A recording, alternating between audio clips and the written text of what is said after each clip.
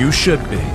This mob has more health than the Ender Dragon and the Wither combined, and can kill a player wearing full netherite armor in just 2 hits. But how did it get so powerful? Dive into the lore with us as we discover the origin of the Warden. We know the Warden as the protector of the Deep Dark, a near-invincible mob that collects souls, is summoned from Deepslate, and whose heartbeat sends shivers down the spines of even the bravest players. But before transforming into this lonely, angry creature, the first Warden was a human. His name was Brandon, and he was one of the strongest fighters among the ancient builders. Unfortunately, Brandon was plagued with the type of ambition that wouldn't let him quit until he was the best in his field. So against the ancient builder's wishes, he sought out ways to become even stronger. His mission led him to Herobrine's doorstep, knowing that he too sought unparalleled power. Did you really think I'd give a handout to someone like you, a builder? Herobrine mocked Brandon and sent him away, so he returned empty-handed. The ancient builders couldn't forgive that Brandon had sought an alliance with Herobrine, a known enemy of the guild, and he was banished. Over the following months, he found that his exile wasn't only from other humans, but from many other societies as well. Villagers refused to trade with Brandon, fearful that doing so would insult the ancient builders who had forsaken him. He briefly sought the company of pillagers before they turned their crossbows against him. In desperation, he even returned to Herobrine's mansion. But despite the fact he was no longer a builder, he was deemed too weak to join his forces. Brandon grew lonely, desperate for someone to accept him. He then traveled to the Nether, where he finally found companionship among a group of piglins. For a while, he was happy, but when his supply of gold ran out, so did the piglins' patience with him. He fled to the overworld, carrying only the spare soul sand and netherwort he had with him, feeling lonelier and more rejected than he'd ever been. Still desiring a sense of belonging, Brandon began to search the world for a community to call his own. He trekked through deserts, forests, mountains, and caves, rejected at every turn. His sadness about being alone transformed into anger. He burrowed into the earth and passed through a lush cave brimming with plants and axolotls. Eventually, he found himself in the Deep Dark, a place that felt as cold and lonely as he did. He looked around at the Deepslate and Skulk, which pulsed faintly with an energy that captivated him.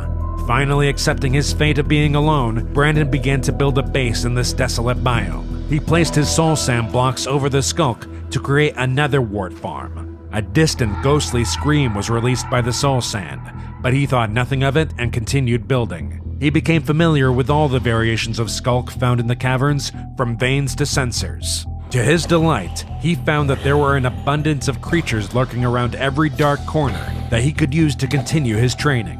When he killed mobs near Skulk catalyst blocks, he noticed that they released small, soul-like particles and generated more Skulk around them. While Brandon found it mildly unsettling, he sensed that the Skulk all around him was alive and might even have a consciousness. It made him feel less lonely, so he used every opportunity he could to help the Skulk grow, oblivious to how dangerous it was. Hey, if you can hear me, I just wanted to say, I'm glad I'm not alone anymore. Brandon slowly settled into his new home. He replaced his hastily laid torches with more purposeful lantern lighting to make the cave more habitable. After completing a small animal pen, he remembered the netherwort farm he'd made earlier and walked over to see if it was ready for harvesting. To his surprise, the netherwort was gone. Brandon brushed against a spot where the soul sand and Skulk blocks met as he leapt onto the soul sand to investigate, and a jolt of pain shot through his body. Confused, he looked around to find his attacker, but saw no mobs around him. Brandon's training told him that a creature had to be violent to pose a threat, so when he couldn't find a mob to fight, he decided there wasn't anything to worry about. Had he investigated further, he would have found that the Skulk and soul sand were locked in a silent war, claiming the netherwort as a victim. Both blocks contained some form of life, and the souls trapped in the sand were reacting strongly with the consciousness in the Skulk. When Brandon had touched the divide between the two materials, he was injected with the Skulk's energy. It was as if he'd walked between two battling skeletons and gotten caught in the crossfire. But the Skulk would prove far more dangerous than any mob he'd ever encountered before. Brandon became increasingly interested in the Skulk as time went on, nearly to the point of obsession, though he still longed for human companionship. Deciding to put his builder skills to work, he began to engineer a city around his base. In the event that someone wandered down into the deep dark, he wanted to be able to welcome them and offer a place for them to rest. Though nobody ventured near his home deep within the earth, he continued expanding the city, making the largest structure that any ancient builder had ever created. In the center of the city, above his base, he built a large rectangular statue with 2 antennae jutting out from each side, a shape that had come to him in a dream. By then, he'd become accustomed to the dark, and the lanterns he placed were few and far between. The expansive sprawl of the empty city only made Brandon feel more alone, so he kept himself busy by collecting echo shards, glowberries, and other valuable items, which he kept in chests throughout the city. At the entrance, he placed a skulk sensor that would alert him if anyone approached. Thanks for being the sentry. I don't know what I'd do without you. Brandon had developed an understanding of the skulk after receiving a pulse of its energy. Sometimes, he had thoughts floating around his mind that had originated somewhere else. Like the skulk had the ability to communicate with him telepathically. The skulk understood Brandon better than any human ever had, and recognized his drive to become the strongest fighter in the world. Though he wasn't fully aware of it, the skulk was slowly making him a part of its collective consciousness, transforming him into the most powerful being to ever exist. Brandon would often lay awake at night, his body contorting in agony as his skin changed to a deep blue hue. It was during one of those sleepless nights that Brandon sensed human footsteps approaching his cavern, feeling the vibrations rather than hearing or seeing them. Despite his long mission to find companionship, all he felt towards these intruders was anger for posing a threat to the skulk. His anger overwhelmed him, and he collapsed to the ground.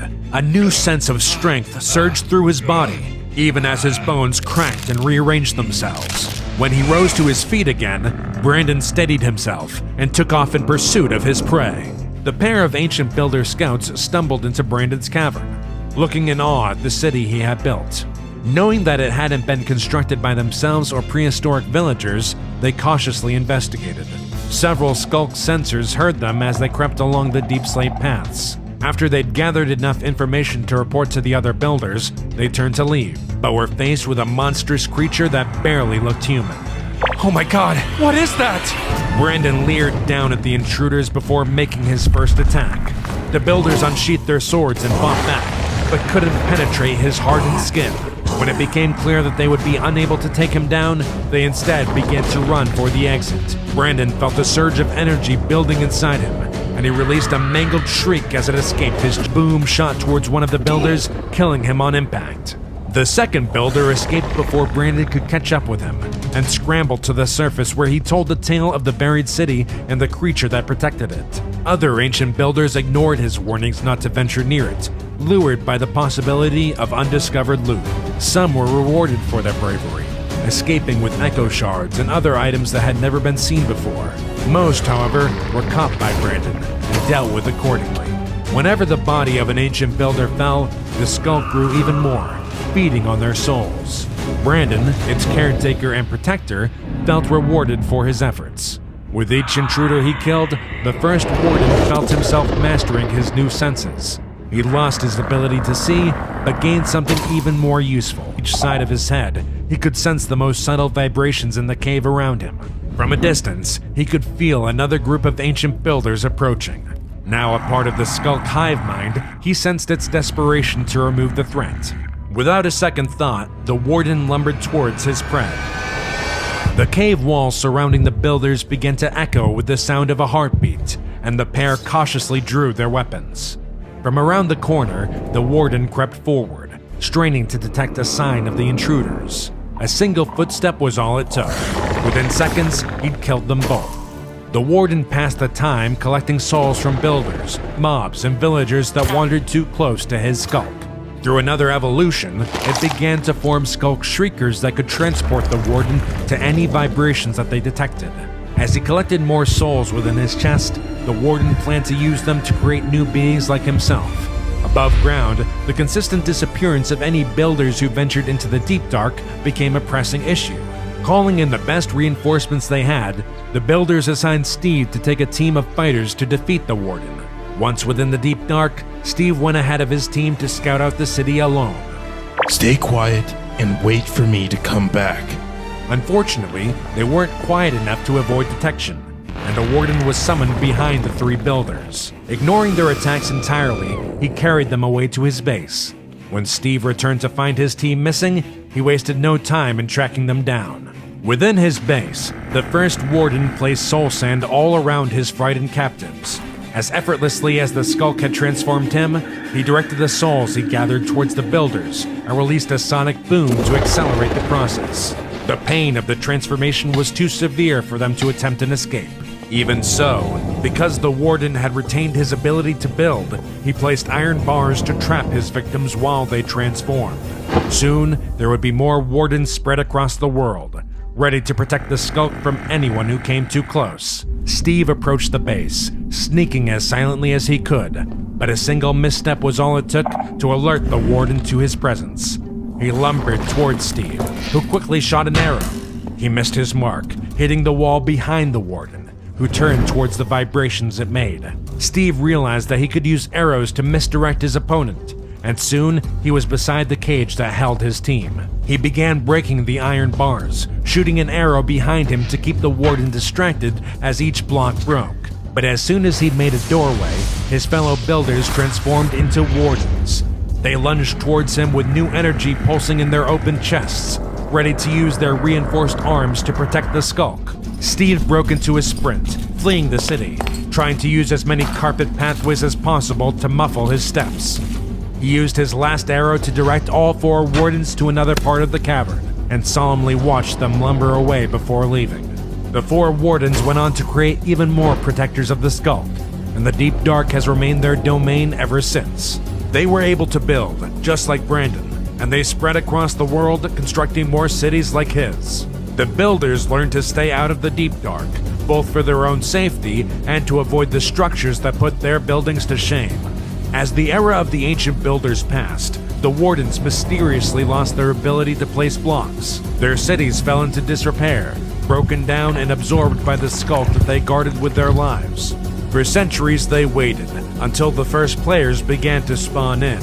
Should they hear one approaching, you can be sure they'll deliver a swift death.